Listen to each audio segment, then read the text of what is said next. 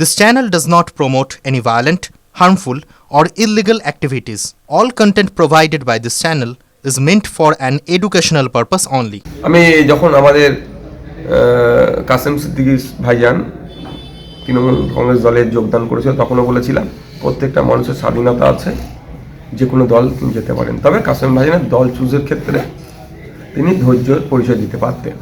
এখনও বলছি, যে কেউ ইচ্ছা যদি করে যে কোনো রাজনৈতিক দলে যুক্ত হতে পারে, কিন্তু দিনের শেষে আমাদের পরিবার যেরকম আছে আমরা পরিবারের পরিচিতি থাকবেই। আলাদা রাজনৈতিক দল করতে পারি, কি আছে তাতে, কোনো সমস্যা নেই।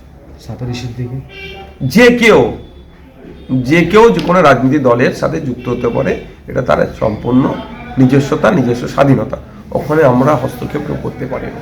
কিন্তু এন্ড অফ দ্য ডে আমরা ফুড প্রসিডিউর একসাথে যেমন ছিলাম আছি থাকবো। হুমায়ুন কবির অভিযোগ করছেন যে মমতা ব্যানার্জি এইভাবেই ভাগ করে দিয়ে দ্বিধাভক্ত করতে চাইছেন, বিশেষ করে মুসলিমদের আলাদা করে এইভাবেই একতা নষ্ট হচ্ছে। এটা আজকেকার ইস্যু নয়, বিষয়টা নয়, এটা দীর্ঘকাল ধরে হয়ে আসছে। বড় শক্তিকে ভেঙে দাও, দীর্ঘকাল হয়ে আসছে। ওই ট্যাপে যে পড়ছে তারা ধ্বংস হচ্ছে।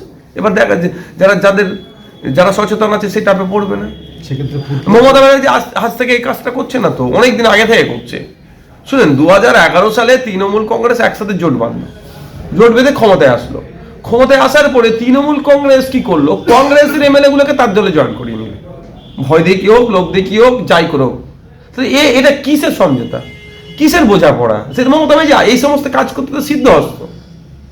তাহলে সেক্ষেত্রে ঠাকুর বাড়িকেও যেভাবে ভাঙা হয়েছে, তাহলে পুরপুরা শরীর করতে সেইভাবেই একটা তো পরিকল্পনা চালাচ্ছে মমতা ব্যানার্জি বা তার দল মিলে, যে একটা তৃণমূল কংগ্রেসের বিরুদ্ধে কোনো শক্তি চাল না থাকে, তাকে ভেঙে টুকরো টুকরো করে দাও, সেটা চালাচ্ছে। এতে লাভ কি? মমতা ব্যানার্জি যেগুলো অন্যায়গুলো করছে সেইগুলো প্রতিবাদ না দৃঢ়ভাবে কেউ করতে পারে। এবার এইটা যদি মমতা ব্যানার্জি ফাঁদে যে পা দেবে সে হরকাবে, যে ফাঁদে পা দেবে সে দাঁড়িয়ে থাকবে।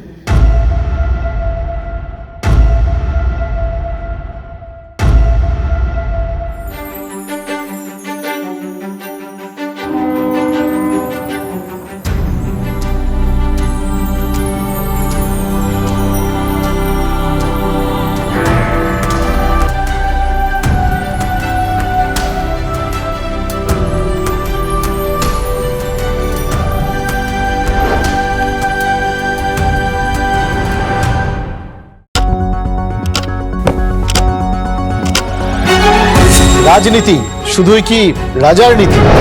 রাজা উজিরের চোখে নয়, আপনার আমার চোখে সমাজের ছবি।